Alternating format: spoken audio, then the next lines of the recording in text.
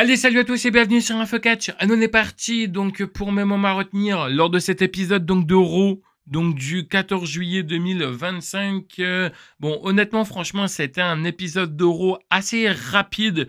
C'est comme ça que je vais le décrire. Pourquoi je dis assez rapide? Parce qu'on nous a déjà annoncé trop de matchs pour SummerSlam qui arrive déjà dès début août. Donc ça va arriver extrêmement vite. Et puis, comme évolution qu'on a eu ce week-end, on n'a pas d'énormes rivalités qui ont été créées, donc c'est ça aussi qui est un petit peu dommage. On a fait un petit peu du copier-coller donc de évolution et on s'est dit on verra bien comment tout cela va se passer. Alors il faut savoir qu'on a ouvert cet épisode de Raw avec l'arrivée donc de Naomi qui va nous dire que du côté donc de évolution, elle nous a tous surpris et j'ai envie de vous dire qu'elle n'a pas tout à fait tort parce qu'on pensait tous, comme elle le dit, qu'elle allait encaisser sa mallette Money in the Bank face à Tiffany Stratton, sauf qu'en fait pas du tout. Elle a décidé donc d'encaisser sa mallette Money in the Bank dans le match opposant Io Sky face à Rhea Ripley et là elle est devenue championne et j'ai envie de vous dire que pour moi, vous le savez à quel point je trouve que c'est une énorme connerie.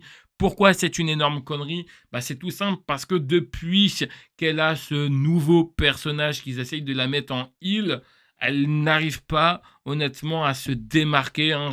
J'ai pas l'impression de voir beaucoup de crédibilité dans le personnage de Naomi, surtout qu'en plus avant qu'elle soit heel, elle était bien entendu gentille. Et même dans ce personnage-là, je trouve qu'en fait, en gros, elle dégage pas une gueule d'être championne. Vous savez que pour être championne du côté de la WWE, faut avoir du charisme. Et pour moi, je trouve que Naomi ne dégage pas du charisme. Alors peut-être que là, vous êtes en train de péter un câble derrière votre écran. Vous êtes en train de dire, mais je raconte que de la merde. Ça reste mon point de vue. On peut ou non le partager dans l'espace commentaire. C'est pour ça que pour moi, Naomi est un peu la Jey Uso de la WWE. C'est-à-dire que le public voulait tous que Jey Uso devienne champion. Ils l'ont fait. Ils se sont rendus compte que c'était vraiment de la merde. Et ça sera exactement le même cas avec Naomi, que vous le voulez ou non. En tout cas, quelle est la suite pour Naomi? On va arrêter de tourner autour du pot. Elle va se faire interrompre par Rhea Ripley et par Io Sky. C'est un peu normal.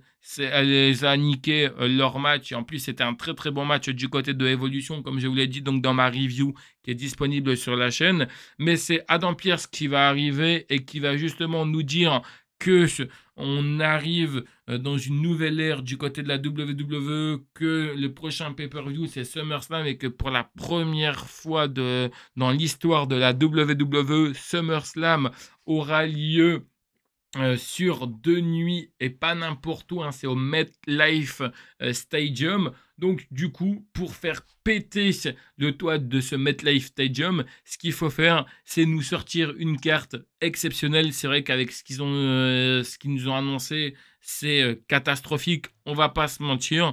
Donc voilà pourquoi Adam Pearce nous annonce un triple menace où Naomi défend son titre WWE féminin de Raw face à Io Sky et face à Rhea Ripley. Si pour lui, il appelle ça faire péter le stade du MetLife Stadium, honnêtement, j'aurais pu très bien lui donner des conseils plutôt que ce triple menace qui, pour moi, honnêtement, ne m'emballe pas plus que ça. Et je kifferais tellement que Naomi perde son titre. Mais je pense que ça m'étonnerait et qu'ils vont quand même, malheureusement, lui conserver son titre. Allez, parlons du premier match de la soirée où on a eu un rematch de Evolution. Je suis un peu déçu qu'on a eu ce rematch-là du côté de Raw. J'aurais tellement aimé avoir ce match-là du côté de SummerSlam. Il faut savoir qu'on a eu les Kabuki Warriors qui se sont reformés récemment. Donc Asuka et Kairi Sane qui ont fait face à Raquel Rodriguez et Roxanne Perez qui étaient accompagnés bien entendu donc de Dominic Mysterio.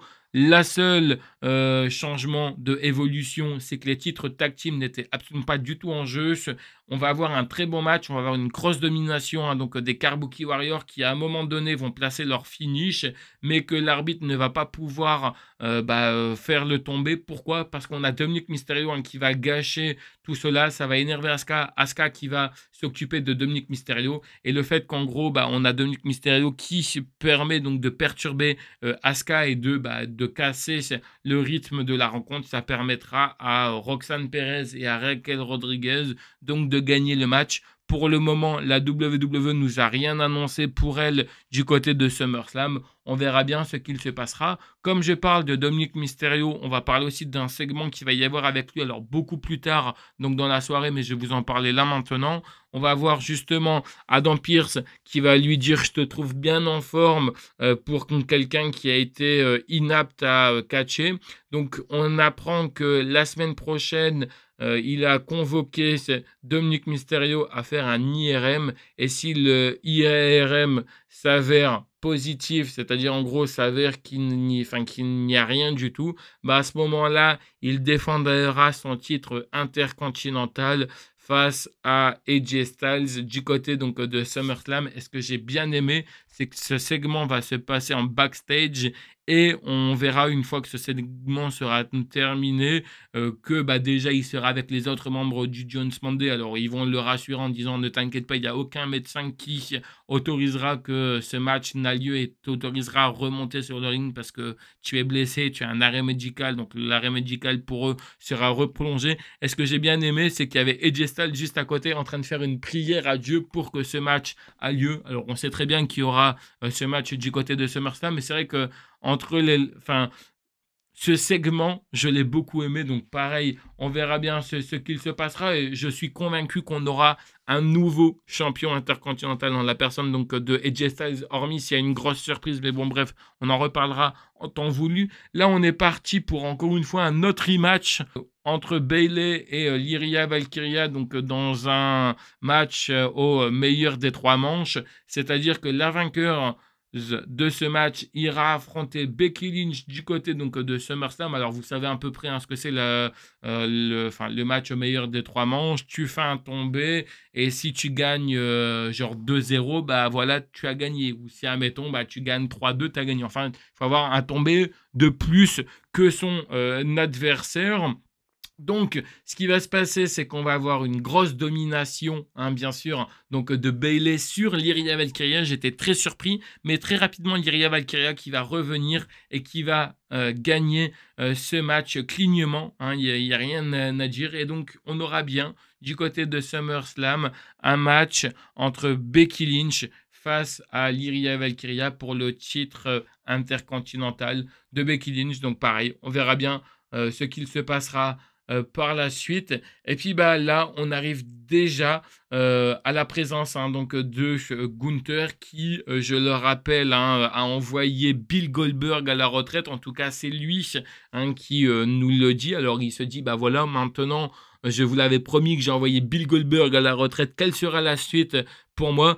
Et bah on va nous mettre un putain de face-à-face de rêve. Je suis désolé d'être vulgaire, mais honnêtement, franchement, c'est magnifique ce face-à-face qu'on aura entre Braun Baker face à Gunther. Alors, bien sûr, ils ne s'affronteront pas. On aura juste un face-à-face. Et c'est Paul Heyman qui va un petit peu nous teaser en disant que voici le prochain challenger de Gunther et votre prochain champion WWE poids lourd, Braun Baker. Et donc du coup vous vous doutez bien que ça a un petit peu fait rire Gunther, sachant que là il y a un gauntlet match qui arrive. Il va falloir que Braun Baker résiste à plus de 4 adversaires, ce qui n'est pas non plus impossible, mais il y a quand même des très bons noms. Et donc le premier match, c'est Braun Baker en face à Penta, victoire donc de Braun Baker, et Braun Baker qui arrivera à se hisser en finale parce que oui, il battra LA Knight et Jey Uso.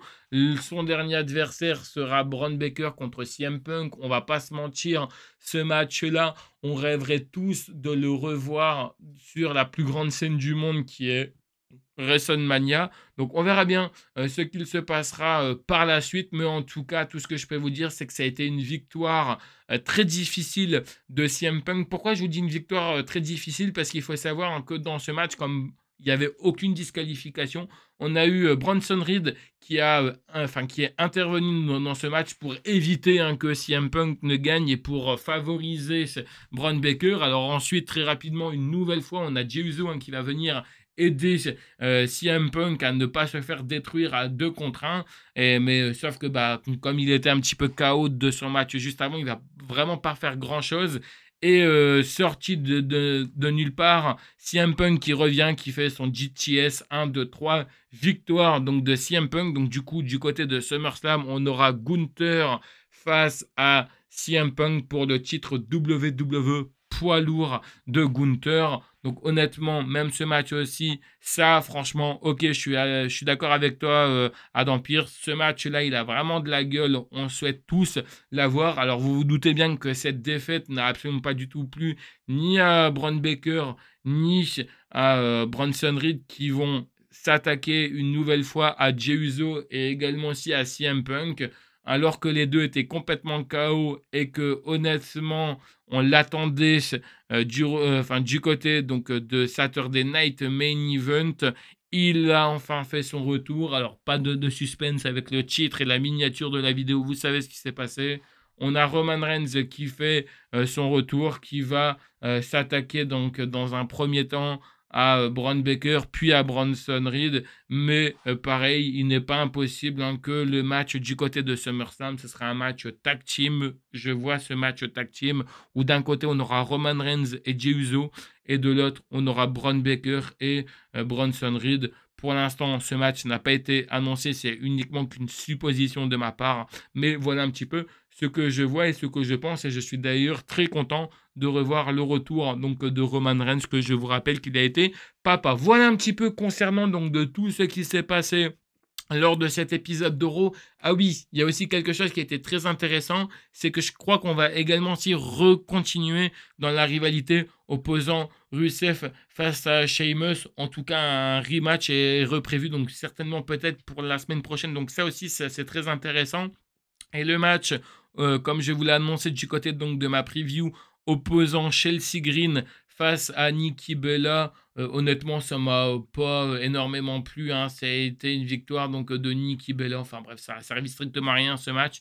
Donc que je vous en parle ou que je vous en parle pas, de toute manière, on s'en fout, de Nikki n'est pas là. Allez, comme d'habitude, vous savez que pour suivre l'intégralité de cet épisode d'Euro, vous avez les liens qui sont dans la description. Je me répète à chaque fois, mais c'est pour bien que vous compreniez que les liens qui sont dans la description, déjà de 1, qui sont complètement gratuits, qui vous permettent également donc de suivre n'importe quel show de la WWE et de d'autres structures. Ça, c'est très important. Malheureusement, c'est uniquement qu'en version anglaise et qu'il faut utiliser un PC et un bloc pub. Et pour les gens qui ne souhaitent pas passer par les liens qui sont dans la description et qui sont fâchés avec l'anglais, vous avez l'option VPN qui s'offre à vous sur Netflix, vous le savez. Alors vous avez un VPN gratuit et payant, mais j'insiste bien sur le mot gratuit. Avec un extenseur de VPN, vous pouvez le faire, donc il n'y a aucun problème. Et pour les gens qui ne souhaitent pas se faire chier avec ces deux solutions, dans ce cas-là, vous attendez dès demain, en compagnie donc de Christophe Ajus et de Philippe Chéreau sur AB1 à partir de 20h55. Quant à moi, je vous retrouve plus tard pour une prochaine vidéo. Allez, bye tout le monde.